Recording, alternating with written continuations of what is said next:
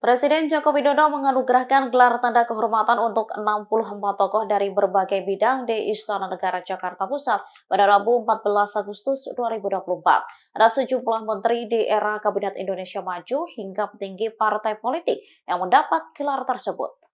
Sejumlah menteri yang mendapat gelar tanda kehormatan mulai dari Menteri Koordinator Bidang Perekonomian Erlangga Hartarto, kemudian Menteri Pertahanan Prabowo Subianto, hingga Menteri BUMN Erick Thohir. Ada pula Ketua Umum Nasdem Surya Paloh dan ex-Panglima TNI Jenderal Andika Perkasa. Sebelumnya, Hadi Cahyanto yang juga Ketua Dewan Gelar Tanda Jasa dan Tanda Kehormatan mengungkapkan bahwa sidang Dewan GTK telah dilaksanakan.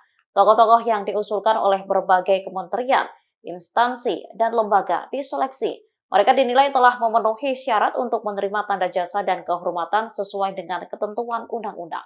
Oleh Bapak Agus Harimurti Yudhoyono, MSc, MPA, MA.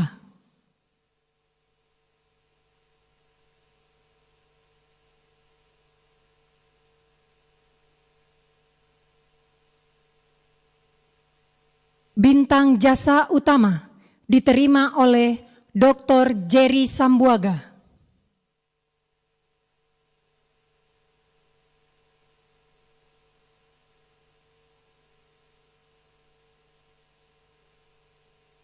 Bintang jasa pratama diterima oleh Letnan Jenderal TNI Purnawirawan Muhammad Herindra MA MSc.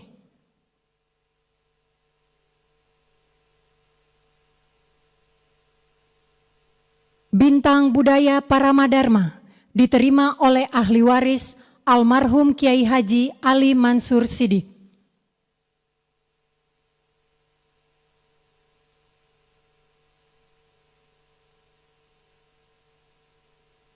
Bintang budaya Paramadharma diterima oleh ahli waris almarhum Hari Rusli. Download Tribun X sekarang, menghadirkan lokal menjadi Indonesia.